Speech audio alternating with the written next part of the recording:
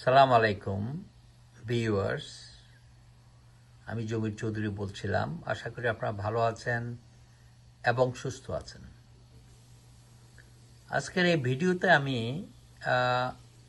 আসিফ নজরুলের একটা বক্তব্যকে কেন্দ্র করে আলোচনাটা করব। প্রফেসর আসিফ নজরুল আমার কাছে এক সময় মনে হতো ঢাকা বিশ্ববিদ্যালয়ের অধ্যাপক, মেধাবী ছাত্র ছিল, সাংবাদিক ছিল।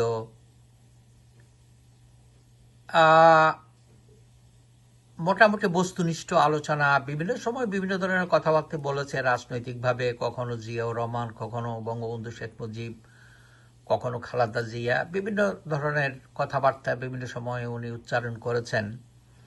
আবার বাংলাদেশে ২৬ লাখ ভারতীয় কাজ করে, ৭ বিলিয়ন বা ১০ বিলিয়ন ডলার রেমিটেন্স যায়, অনেক কথাবার্তাই হয়েছে।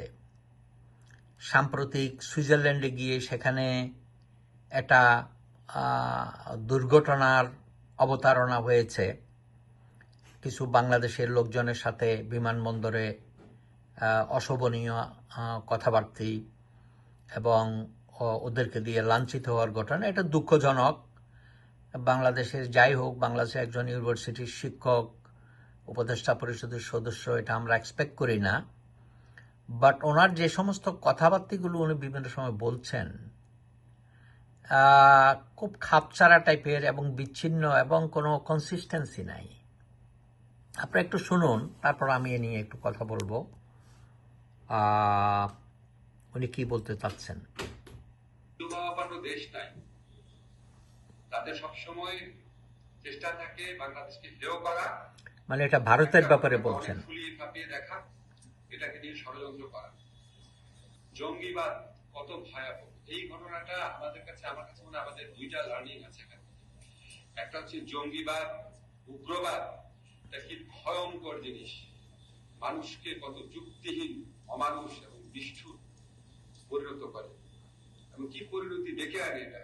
আজকে সোহেলের ছেলে যখন কথা বলছিল, আমার মনে হয় না তার বাবার কোনো স্মৃতি তার কাছে আছে। এই যে উনি জঙ্গিবাদ সম্পর্কে বললেন, খুবই সত্য কথা বলেছেন। জঙ্গিবাদ, যারা জঙ্গিবাদে যায়, জঙ্গিবাদের সাথে সংশ্লিষ্ট, আমরা সিরিয়াতে দেখেছি, ইরাকে দেখেছি, প্যালেস্টাইনে দেখলাম, এবং আমরা বাংলাদেশেও দেখেছি যে জঙ্গিবাদের সাথে সম্পৃক্ত যারা বাংলাদেশের, যারা মনে করে পাকিস্তানকে দিয়ে বাংলাদেশের একটা ইসলামিক রাষ্ট্র কায়েম করা যাবে। আজকে পাকিস্তানের অবস্থাটা দেখুন কাইন্ডলি প্লিজ। পাকিস্তান যেটা চেয়েছিল যে ভারতকে অশান্ত করা, অস্থিতিশীল করা, এই যে আমাদের চিকেন নেক যেটা আছে সেটা দিয়ে 7 রাজ্যের মধ্যে একটা বিশৃঙ্খলা সৃষ্টি করা, এবং পাকিস্তান থেকে 10 ট্রাক অস্ত্র মামলার কথা আপনাদের কাছে খেয়াল আছে বিএনপির সময়। এই অস্ত্র কোথায় যেত, কার জন্য এসেছিল এই অস্ত্র, কে নিয়েছিল এই অস্ত্র, বিপুল পরিমাণ টাকা দিয়ে এই অস্ত্র কে পাঠিয়েছে, পাকিস্তান থেকে এসছে। এখন আমরা আবার শুনছি সরাসরি পাকিস্তান থেকে জাহাজ চট্টগ্রাম বন্দরে ভিড়ছে। এটা যদি সত্যি হয়ে থাকে কোনো চেকিং ছাড়া, তাইলে এটা অবশ্যই খুবই ভয়াবহ একটা ব্যাপার।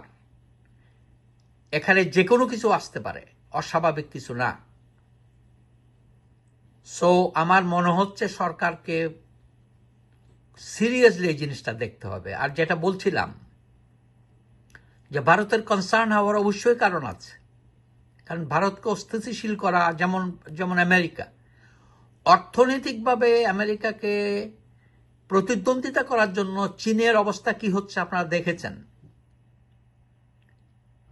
আমেরিকার সাথে দক্ষিণ আমেরিকান দেশগুলোর সম্পর্ক, ইভেন কিউবা 90 মাইল দূরে, কিউবার সাথে আমেরিকার কি সম্পর্ক আপনারা এটাও দেখেছেন।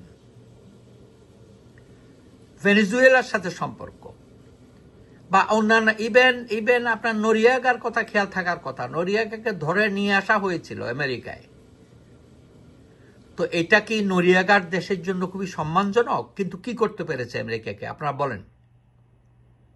ভারত সম্পর্কে অনেক কথাই বলা হয়, আমি সব কথা যে আমি ফেলে দেব তা না। হ্যাঁ, আমাদের আত্মমর্যাদা, আমাদের সম্মান, আমাদের জাতীয়তাবোধ, আমাদের ভাষা সংস্কৃতিকে সমুন্নত রেখে ইকুয়াল অপরচুনিটি এবং সম্মানের সাথে ইকুয়াল রাইটস এবং ইকুয়াল ফুটিংয়ে আমরা অবশ্যই আলোচনার ভিত্তিতে ভারতের সাথে একটা ভালোভাবে ভালো অবস্থানে থাকার চেষ্টা করব। এটাই আমাদের ইয়ে হওয়া উচিত, মোটো হওয়া উচিত। Thank you.